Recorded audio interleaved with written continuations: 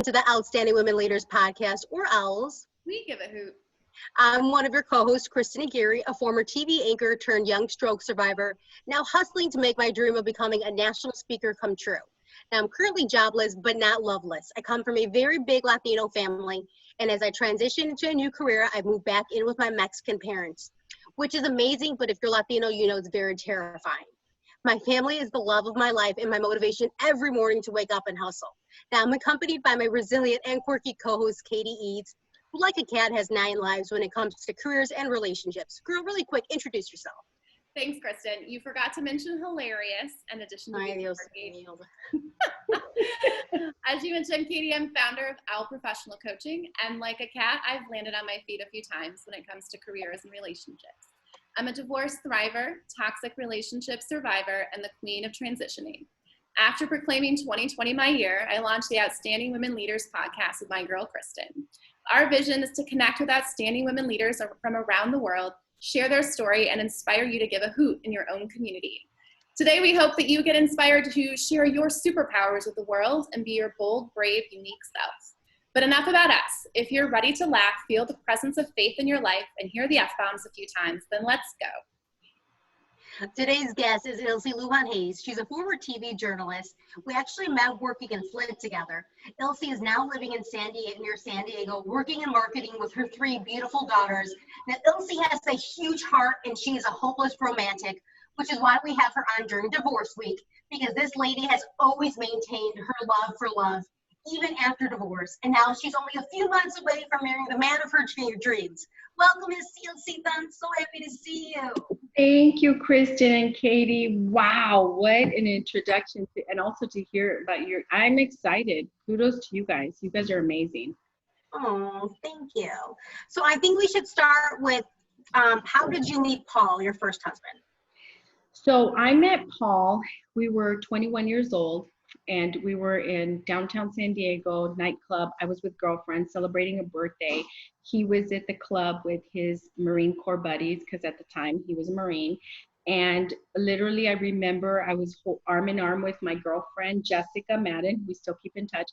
And we were going to the bathroom. And you know, in clubs, when it's like real tight and you're like trying to get you, and you know, this was pre-COVID life. yeah. And so I was walking to the bathroom, and I remember him tapping on my shoulder, and I looked over at him, and he looked at me like, hey, like as if I knew him. And I was like, that's weird. And I went to the restroom, and I said, did you see that guy, Jessica? No. Like, do I know him? He tapped me like I knew him. Maybe he was from high school, blah, blah, blah. Long story short, I went back, and he asked me to dance, you know, and then we talked. But he said supposedly that that night, the next day he called his mom and said, I met my future wife. And so 6 months later. I didn't know this part of the story. Yep. And then 6 months later, we were married. We eloped. Wow. I have to say, I met my ex-husband in a club as well, and not a good place to meet a good man. Just PSA for everyone. Did you ever hear the saying, you meet a guy in a bar, you leave the guy at the bar? Yes, true. And I tried. I gave him my phone number, though, and he kept calling me, and I didn't know who he was. Yeah. Ilse, what did your Latino family, your brothers and your parents, have to say about you 6 months later marrying this man that you met at a club? You know, it's a really crazy story, because my mom was traditional. She didn't believe that you should live with someone unless you're married. So what happened was he was getting stationed in North Carolina. Mm-hmm. And so he wanted me to move with him. And I was like, that's insane. We just met. It's like, but it's insane.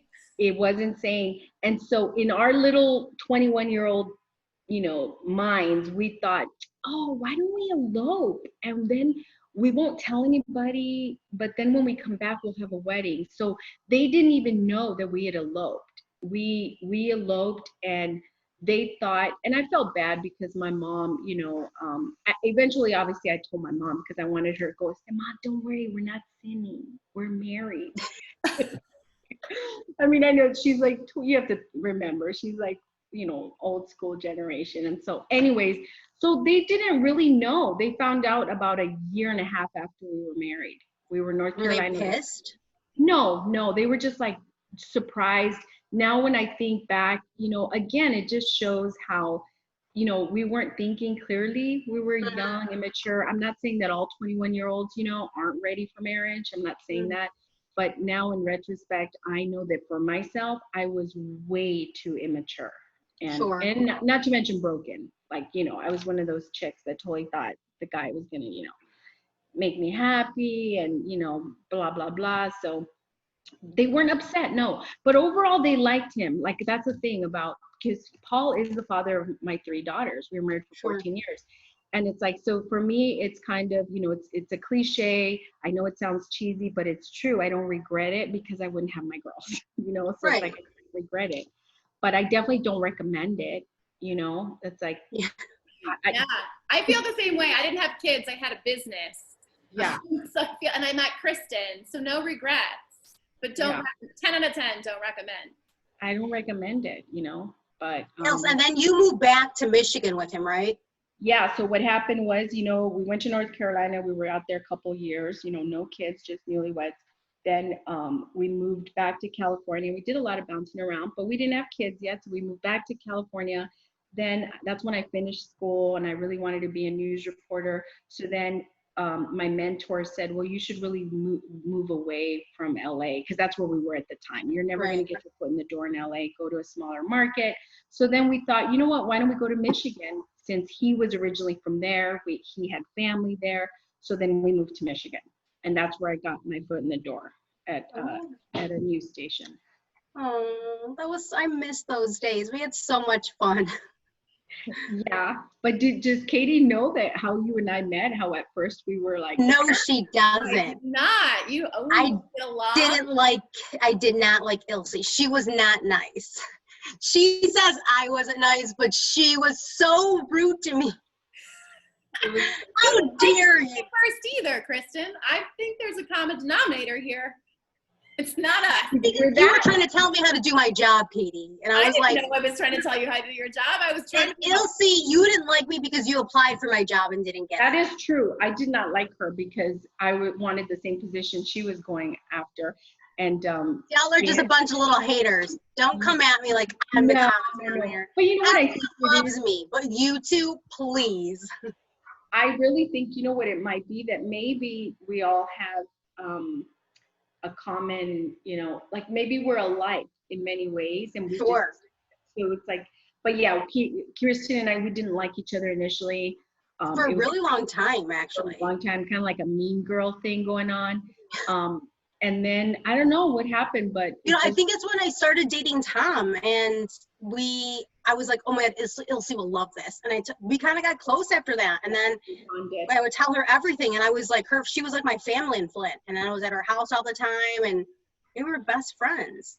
Yes, because I was dating, speaking of that, like that's, Katie, just so you know, like I love. Like, oh, I told her that. Anything to do with relationships, dating, you know, and it's like till this day when I meet a couple, the first thing, I don't know what it is, it's instinctive that I'm craving to know is, how did you guys meet? Where'd you meet? Da, da, da, da. She didn't even, like, after my stroke, she was like, nah, whatever. She's like, tell me about your handsome bearded man. I was like, Darren?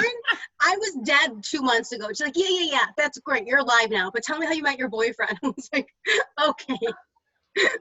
I just think, well, you know. You're just a hopeless romantic. You do. You love love. You love seeing people happy. But you know what yes, I do. But you know what it's morphed into, because now that I'm older, it's morphed into more in, wow, I had it so wrong. Like, love thing, you must love yourself. Yes. Before you can ever experience truly what I believe God intends, which is, you know, because that's the thing. It's like if you're broken and you're trying to fulfill, you know, it's so clear to me now, but it wasn't back then. It wasn't back then. So now I have to better, that I have to make sure they understand. You and Paul were married for 14 years. What led to the divorce, I guess? I'm sure it was a lot of things, but.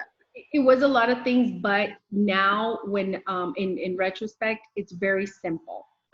It's first of all, like I said, I was broken. So back then I kept looking for him to make me happy, you know, to just kind of fulfill my needs, you know. And no guy can do that like 24/7. Do you know what I mean? That it's just not possible. So without painting, because I will admit he had his issues, but I don't want to focus on that because I recognize that I had major issues that he could have never fixed. So that was, I think, almost like the start of the cancer. You know, like it was, I was broken. So it was like we were already, our foundation was like not stable. And he had his own personal issues that now I realize, ooh, we're, you know, it was almost like it was doomed, you know. So, but what happened was, I love, my pastor likes to say that what happens in relationships is the first part is you get distracted, because then the distraction leads to the division, and then the division leads to the destruction. So for us in our marriage, the distraction is when you don't realize how important it is to continue to nurture the relationship and be mindful of it, like mindful, like, so he and I, you know, during the course of, you know, you're having kids, you're working, it's like we just totally started neglecting the relationship. And then what happened over time is you get to the point, which I'm sure you've heard this many times, you know, I love him, but I'm just not in love with him anymore. It feels like he's my roommate. I hear women say this all the time, and I'm like, I know exactly what they're talking about. I feel like we're roommates. Or even what happens over time is the resentment builds up to the point where you can't even stand him. Like you don't even want him to touch you. You don't, that's when it's really bad. You know what I mean? Where you're like, so that's what happened to us. Our relationship just, we didn't nurture it at all. Then that led to division. It was almost like I didn't even want to be around him. I felt like if I stayed with him, I really felt like it was a death sentence. Like I felt like I'm going to have to be miserable the rest of my life. Oh my gosh, I'm too young for this. And then of course I was torn because of my culture. You know, you don't get divorced, you stay together no matter what. You know, it's like I didn't want to be another statistic. You know, it's like that was really it. But after, I remember 13 years, I was just, you know, I started seeking, trying to fill my happiness in other places. And I totally regret that, because now I realize what I was doing was wrong. And I, you know, I want to be open about that, because that's what happens is that you, and so anyway, so that's it. Then at the end, by year 14 or 13, I was like, I'm done, I'm out. I want a divorce. And then he did not want a divorce. And, but I really was convinced that I could not stay with him. Like, I was just like, there was nothing, my family had an intervention. They were like, they wanted me to make it work. They were like trying to tell me, Elsie, think about what this is going to do to the girls. You know, you're breaking up a family. And all of that is true, because it does. Now that I fast forward 10 years later, even though I'm having a second chance, if you will, you know, I'm a firm believer that if someone says to me, oh, kids are resilient, you know, I'm the first to say, you know what? I've got an opinion on that. And yes, they're resilient, but your unwillingness to, I don't want to preach, but it does devastate them. It devastates them and it hurts them. And so that's why. So that was it. So that was it. I felt like I had two choices, and that was I stay with him and I'd be miserable the rest of my life, or I, you know, I throw in the towel and I start over and I'll get a fresh, clean slate. But that's the thing. Then I was single for 10 years, and then I realized, oh my gosh, all I did was trade one set of problems for another. Now that's for me, coming from a mom that had 3 kids. Having a mom with, you know, when you're a mom trying to date, it is flipping hard. Like, so for the next 10 years, I would realize that. I would basically. What advice would you give to working moms that are dating? The first thing is, if you think that you will be complete if you could just find that guy, it's like, that's a red flag.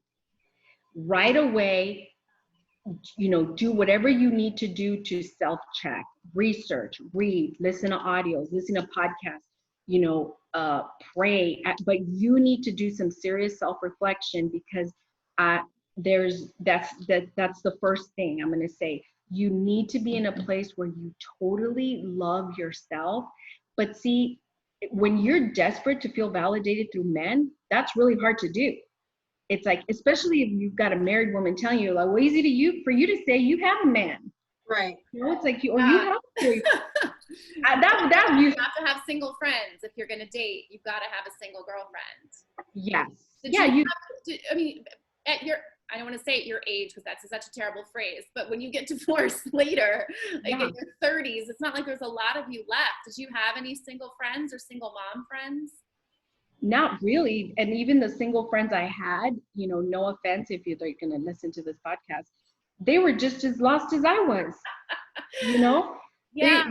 They were just as broken and just as lost as I was. For me, I love that you give that advice. So every summer I had a different girlfriend that I spent the summer with, because they would meet someone and fall in love. So I felt like, well, at the very least, I'm spending time with women. It's no surprise they've met someone. I just got divorced.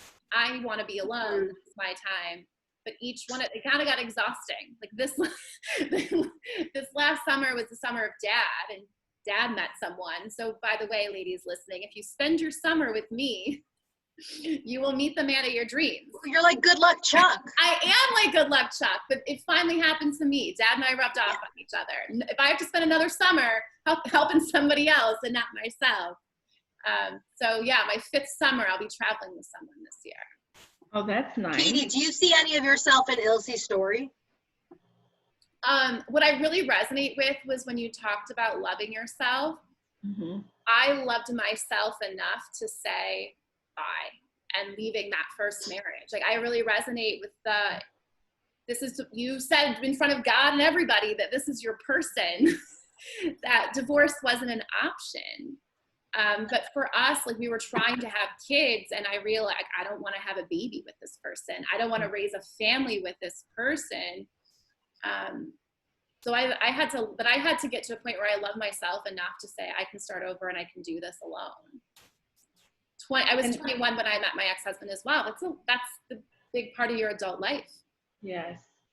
No, and yeah, go ahead. I think the interesting part of your story too is that you moved back to San Diego, and then what happened to your ex-husband? So I moved back to San Diego, and we were here for like a year or two, and that's when I realized, you know, we had just had baby number 3. She was 1 year old, and I wanted out, and I was like, I want a divorce. So then he said, okay, well, if you divorce me, I'm not going to stay in California because I'm originally from Michigan. So then he went to Michigan. I didn't think he would, but he did. He got a job transfer. He heads to Michigan, and then 3 months later, he was in a near fatal car accident, and he suffered a brain injury. So the father of my children he was drinking and driving, and he was forever changed. So that's what you're talking about, right, Kristen? Yeah. And so, so I felt a lot of guilt. Like, I was just like, oh my gosh, God's trying to punish me, you know, because I divorced this man.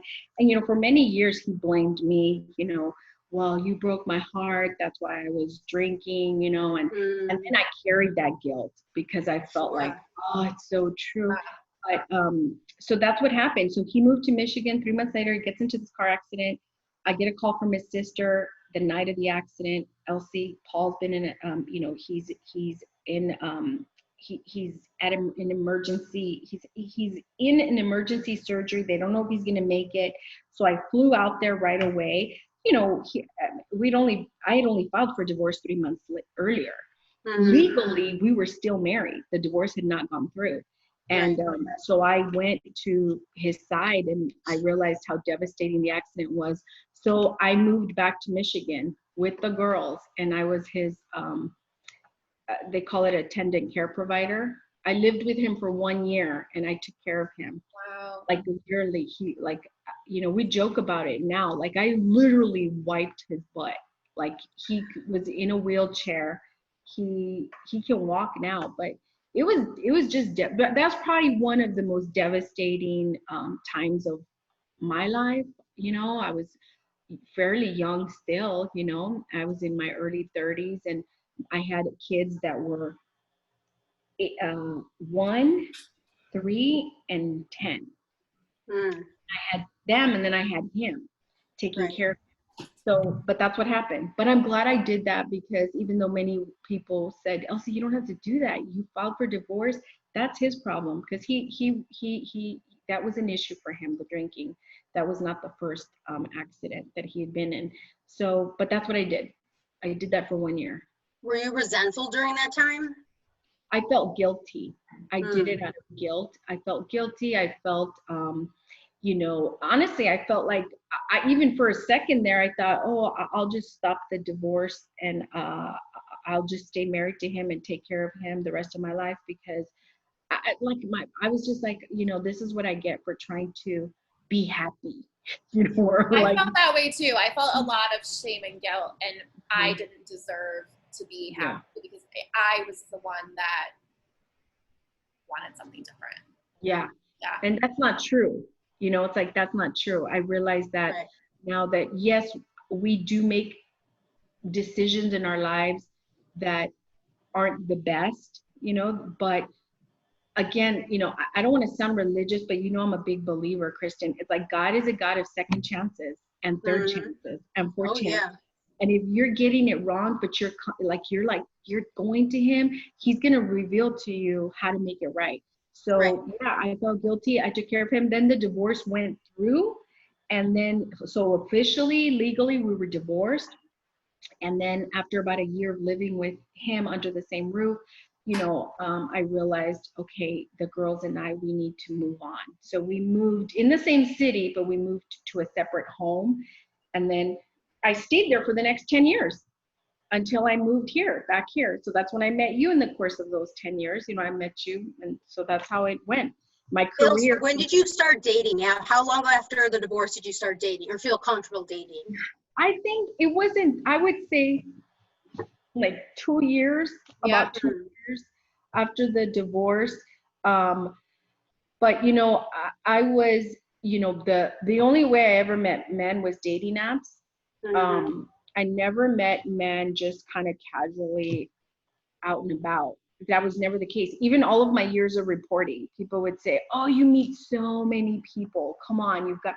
And I'd be like, "No, like, not, I honestly cannot remember a single time. Maybe just once. What about that pastor guy? That's the one. That's the That's only one. That's the only one, Kristen. That's why it's like the whole. I remember I was in the music business for 15 years, but 10 of those were as a divorced woman. right. One person during those whole 10 years ever asked me out in the field, and it was a pastor. Did you say yes? I have questions. About the pastor? Yeah. Did you go on a date with them? Yeah, we did. And for a minute there, I was just like, oh, you know, maybe this is my calling, you know, like Yeah, because maybe. you were like, we're going to counsel marriage people. I'm like, what? You're like, yeah. I was That's like, my okay. favorite part of dating, right? You're on the first date. You're like, oh yeah, yoga teacher. Like I could do yoga. No, I'm not doing yoga. I know. But but that's also, you know, a red flag too, personally, when you try to morph yourself. Mm. That's kind of the joke I made though, like about the dating. For me, the dating apps, like there was never anybody on an app. Like I would look at their picture, like, all right, I'll give it a shot, but this is what I think they probably will be. And they never disappointed me. I was never wrong. You mean that you wrong as in you would give them a chance, but it didn't, they wouldn't. Yeah, like so you look at the apps and you read the bio and you find someone, you're like, okay, we have these things in common. This sounds great, but based on his photo, this is what I think about him. And I would always be right. And there was never a single person on that app that would ever match back with me that felt like a genuine normal person. See, I wonder, isn't that interesting? Like, I wonder if it's because, I don't know if it's a generational thing, but maybe not. I don't know. Most women don't like dating apps. You're right. I loved them. I'm like the very few that I'm a huge advocate of dating apps if you do it right. Because tell me your advice on the dating apps. Because I have girlfriends that have met their husbands on the dating apps, and they all have very specific advice. Very specific advice. One would be, starting with your profile, you have to make sure that you don't put inappropriate pictures of yourself, because obviously you're going to send the wrong message and you're going to attract the wrong kind of guy. Don't. Secondly, when you know how the process is, usually you message each other, then he'll ask for your phone number, then you might text message. It's like a progression, right? I always tell women, what's that? It's like a sales funnel. That's how I always felt. Yeah, totally. So I always tell women that what worked for me is I learned the hard way, but once I applied this, it was like piece of cake. I never went out on a date with a man unless we had FaceTimed first. So it's like, why in the world are you going to waste your time getting ready, leaving the kids, going to, you know what I mean? You don't even know. Again, it's not about looks, but you want to make sure that there is an attraction and that you actually can have a conversation, right? But you can do that on FaceTime, use that technology. So I always told the guy, hey, if he said, hey, I'd like to take you out to that. Yeah, that'd be great. Do you mind if we FaceTime? I like doing that before I meet in person. Guys would always be like, absolutely, sure. If a guy got weirded out by it, that told me that, do you know what I mean? It's like, why? Yeah, something ain't right. Something ain't right. It's like, I'm a female. I'm trying to be safe. So FaceTime with the guy at least definitely once before you even agree to meet. And then, I would say that right there will cut out unnecessary disappointments. Yeah, that's fair. I did some phone calls before. The phone call screen was good. I never actually met in person a guy that I talked on the phone with. Oh, okay. That was a good screen. Yeah. My rule was, if we're going on a date, like, it better be a date that I'm not going to do with my girlfriend. Like, if you want me to meet you at a happy hour in the city and I have to schlep there, like, I'm going to do that with a girlfriend, and I'll buy my own drink and I'll have a good time, right? Like, but if you want to plan a fun date, like a concert I went to with a guy or like something else, like, okay, I'll try the fun date, but right. I don't know. I was a fan of the apps. It got exhausting. A fun date like that, like on your first date? I'm trying to remember. Yeah, like take me somewhere that I haven't been. Like, let's do something I haven't done. It's New York City. It doesn't have to be expensive. Yeah. To do something I've never done. So like Chelsea Market, like grab tacos and get a gluten-free crepe done. And like, that's a date. I'll never see that guy again, but I went somewhere I didn't go at least. That was my goal. Yeah. I got so tired of investing. Like, I could have done that with my girlfriends and had a much better time. Right. So speaking of apps, Ilse, flash forward after the divorce, dating for 10 years in Michigan, you moved back to San Diego. How did you meet Eric? I met Eric in, and just FYI, because I'm, San Diego is like 1 hour south of here, and LA is 1 hour north. So I'm like right in the middle. Right. I met Eric on a dating app called Bumble, and you guys have heard of it? Yeah. So Bumble was season 1 of dating for me. So I waited 2 years after I got divorced, like, really, all right, I'll do the thing. Bumble was my first season. I have a guy friend I met on Bumble. We're still friends to this day. People do use Bumble for friendships, huh? It wasn't the intention, but we both worked in nonprofit. We were both teachers. Yeah. Like, I'm like, there's a girl out there that I want to introduce you to. It's just not me. He was an atheist. Like, so it wasn't going to work. And then there was, the Brit from, there was a Brit from Boston. That was it. He was like, nothing was good on Bumble for me. Hinge was season 2. Nothing good on season 2. A yoga teacher with a cool beat. And then season 3 was in person, and it was 2020.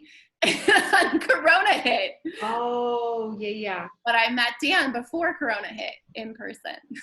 Where did you meet him? The street where most people meet. On the street?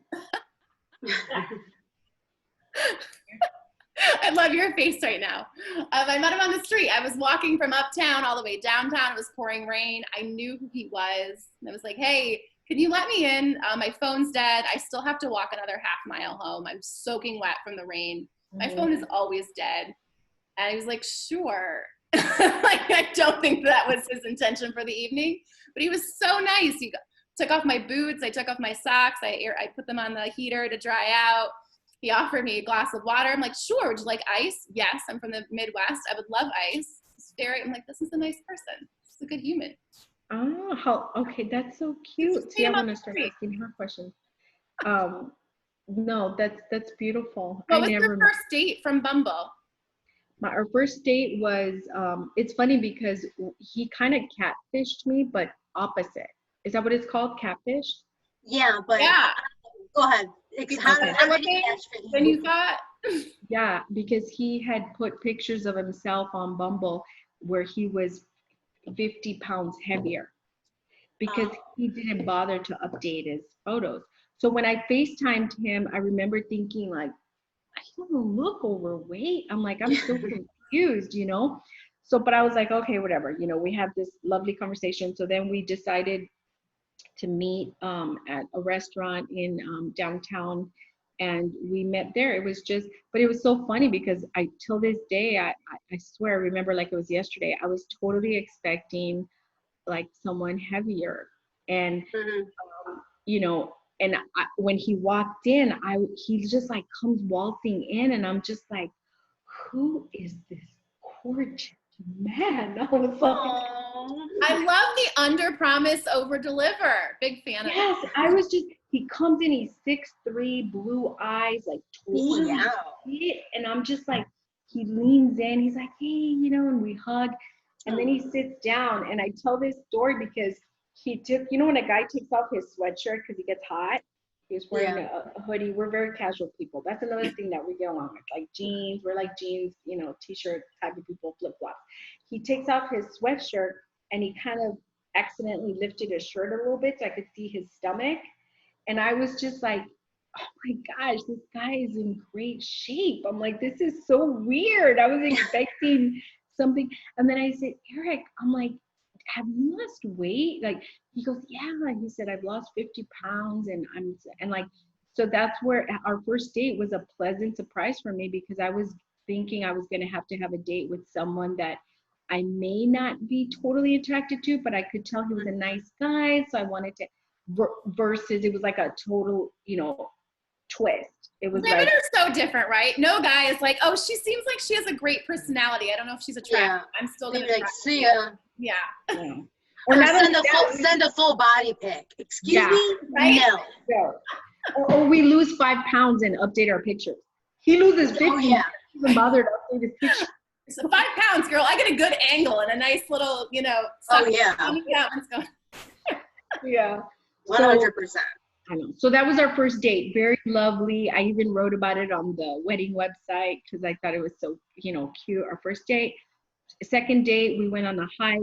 Third day, we went salsa dancing. So every date was like kind of like what you said. It was something active, you know. And but yeah, I mean, we seriously, I found, I truly feel, I know in my heart that I found my best friend, you know, and it's a beautiful. How do you know that? Oh, girl, because it's you. It's like your life is so wonderful without him, and then it's even bonus with him. It's like there would be so many days during the course of our dating that, because my life is great, like aside from him, and then I would remember, oh my gosh, I have a boyfriend, and he's like I would forget that I had a boyfriend, versus the old me it was like I was centered around the guy, like my, you know, everything was just kind of centered around him. Even though I would be working down deep in my core, it was like it was like I needed the guy to. So you just so know. really that self-love is everything to you. It's everything. That's why I'm trying to raise my daughters to I'm not, I don't want to take my chances. I need them to get this. This is yeah. What was that moment for you when you knew that this was your last Bumble date? I would say it was after our 5th date, And I wrote about that too on the website, where I had a panic attack. Oh yeah, And girl, I read that. yeah, I had a panic attack, and usually, you know, because of my childhood, I've learned this. I have abandonment issues. So when someone hurts me, it's almost like at a level that is so profound that I would like push the person away, because it's like psychologically you cannot take it. So Yeah. you're, you know, I think it's called flight. What's it called? Fight, flight, Fight or flight. right? Fight, flight, fear. Yeah. So what happened was we were driving home from watching a softball game of his. He had invited me to. We literally had just been dating for like a week, like no joke. So then we're in separate cars. We're in the freeway. He leads me to the freeway because it was an area that I was unfamiliar with. So then he takes off because he drives really fast. And I was looking at the end of the tail lights on his truck, and as he disappeared, I didn't think anything of it. And then all of a sudden my brain was like, you see, look how you left. You didn't even care. Just left you, Elsie. And that triggered something in me, and I started hysterically crying, and like I couldn't breathe. And and again, at the time I didn't know that those were like basically panic attacks. I didn't know that. I found out later. But usually when that happened to me, I was like, I don't want that guy. That's it. I don't want nothing to do with him. I just don't want him in my life. It's not going to work out anyways. And then I would start nitpicking why it wouldn't work out. So by the time I got home, you know, he called me to make sure I got home okay. And I didn't want him to know I was crying. So I was like this. I was like holding my breath, trying not to talk. And I said, and I managed to say, hey, Eric, I don't think we're a good match. So I don't think we should continue dating. And I figured he would just be like what most guys do after just a few dates, like, okay, you know what I mean? It's like it's not like they've invested anything. So he said to me, why? And then I said, I was thinking, just lie. Tell him that he sucked at softball or make up something, you know, it's like whatever. And I said, oh, you're going to think I'm crazy if I tell you. He goes, just tell me anyways. Then I told him, I said, you know, on the freeway when you took off, I said, it just did something to me. And this is not the first time this has happened. So he said to me, I'm coming over. And then he came over. That's the nice thing. He only lives 1 mile away from me.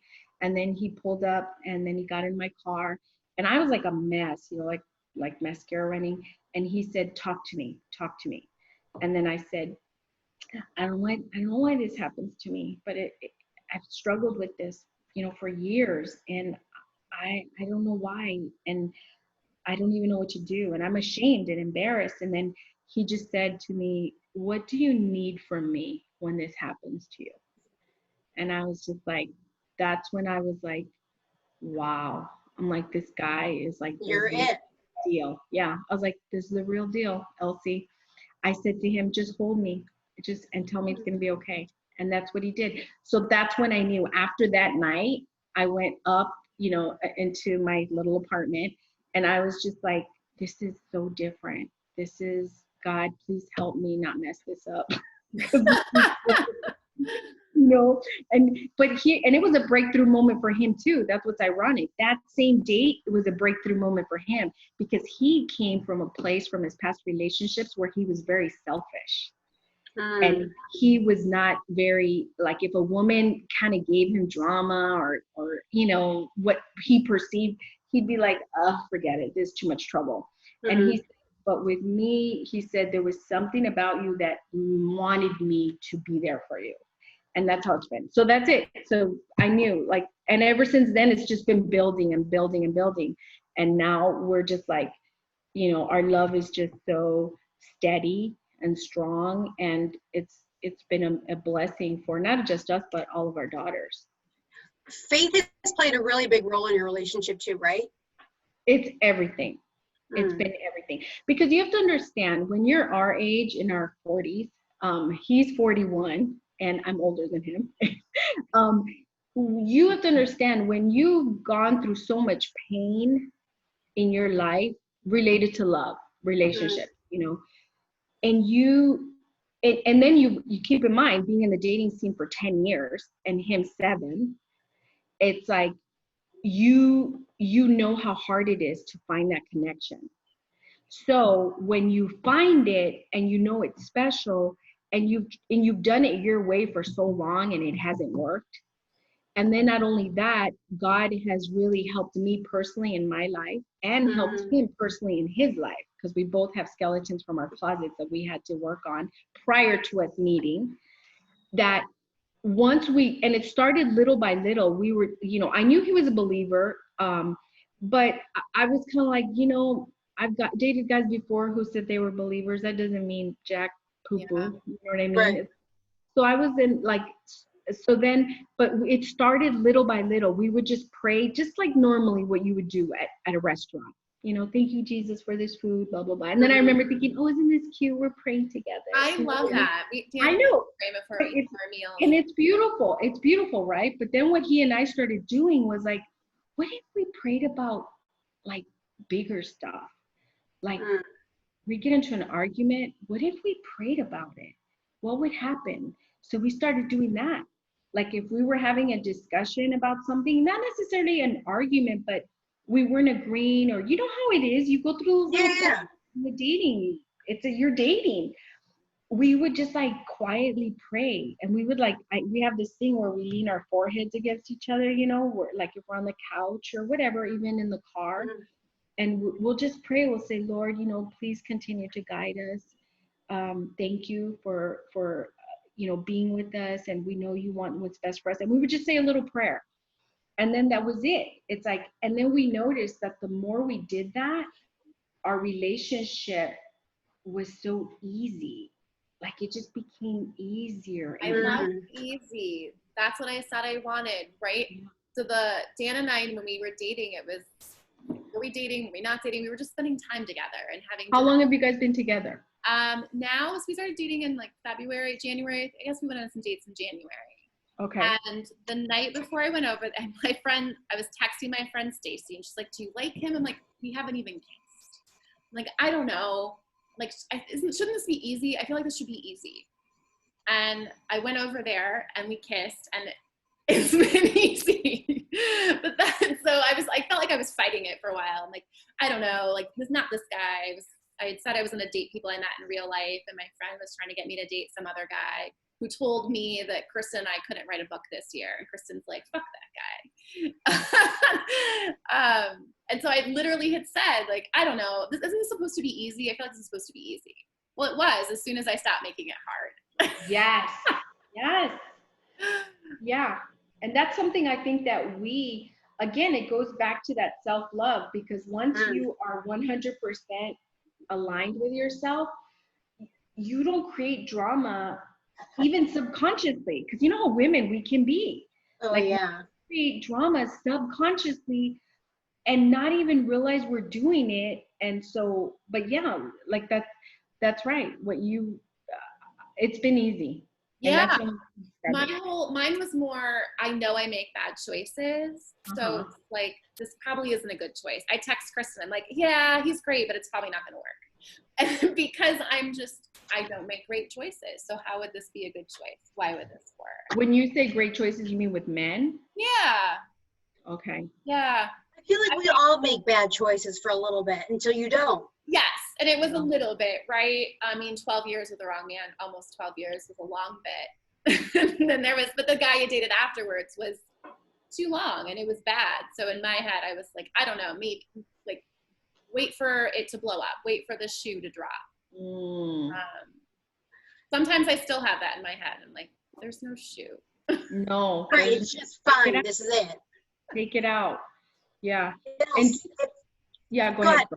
If you could give advice to younger Ilse, what would you say? Well, definitely, if I was to, at 21, I would have said, man, you need to work on yourself. It's like, if you go into this marriage and you expect this guy to fulfill your dreams and make you happy and make you feel loved, you're going to be sadly disappointed. And then, so I would have said that, like, work on yourself. It's easier said than done. Totally. Because when you've conditioned yourself to get that validation from men, at a young age, mind you, middle school, I can remember planting that seed in middle school where I wanted that attention from boys because it made me feel good. But that's what I would say. I would have said, work on yourself, because otherwise you're gonna not only make a mistake and cause yourself a lot of pain, but you're gonna cause a lot of pain to those around you, and hence my daughters, and it's like, and my ex-husband, it's just, again, two broken people coming together. And it's gonna probably not end well, and so that's the advice I would have said. Don't do it, not because he's a bad guy, but because you're too broken to be married. It's like, is this the advice you give the girls too? Because Angel's older now too, so she's dating.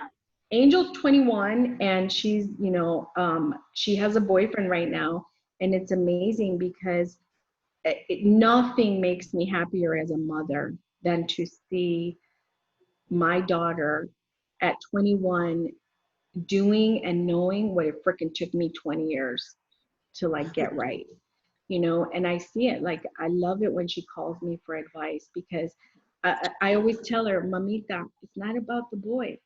I know, Mom, I know. I'm like, okay, like, take him out of the equation. This is about you, you. Because when you can go from there, then whatever he did is irrelevant. Now, because when you love yourself, you're able to see his behavior as like, oh, wait, that was inappropriate. Yeah, you're not good for me. Right, right. Or, oh, wait, I'm overreacting because I'm so paranoid, and that's a me problem. That's not a guy problem. So see, it's like it's a win-win when you love yourself. You're able to see, oh, I'm acting like a crazy chick. I'm going to scare this good dude away. You know what I mean? Or I need to get rid of him because he's not good for me. So, but yeah, she's doing great. She's good. I love that confidence you have, so that when a man enters and tries to challenge that and says something like, you can't write a book this year, where you're like, nope, fuck you. Yes, I can. I feel that was taking in whatever someone tells of you. Well, if you love yourself and have confidence in that, you can reject what's not true. Ooh, I love a good you can't. I'm like, okay, I'm not going to walk again. Let me show you what's up. Yeah. I'm not going to play tennis again. Let me show you. My ex-husband said, I hope you don't struggle without me. Ain't struggling. Doing just fine. Yeah. See ya, loser. Ilse, you've been through so much. What would you say your superpower is through all of this? I would say the first word that comes to mind is connection. I've always loved connecting with people. And so that's like my drug. It's like my joy button. I love connecting with people. It could be just one person, that if I'm somewhere and it's just a stranger, I get a high talking to them, getting to know them, and then, or connecting on a bigger level like that. I recently I'm organizing the racism, a conversation among friends. So I did that because of everything that's going on right now. I struggle, like so many people, trying to understand, what's my role? What can I do? How's this happening in our world? And so my desire to connect with others prompts me to want to talk to others, hear from them. And so that's why I'm doing. So that's my superpower. My superpower is that I love connecting people. So I try, at least I try to, bring people together so that we can just talk. Yeah. That is so your personality. Yeah. It's like, Ilse, it's been so good catching up. I love you, to miss you so much. So just everyone knows, you're getting married in September. Yes. Getting married in September. You're going to be the MC. She's having an MC at her wedding, and it's me. Amazing. And if you're listening right now and you're interested in having Kristen MC your wedding coming up, she's available. Yeah, or events. I'm there for everything, girl. Ilse gets it free because she's family. But the rest y'all need to pay. I love you guys. Ilse, where can people, are you a business, how do we promote you?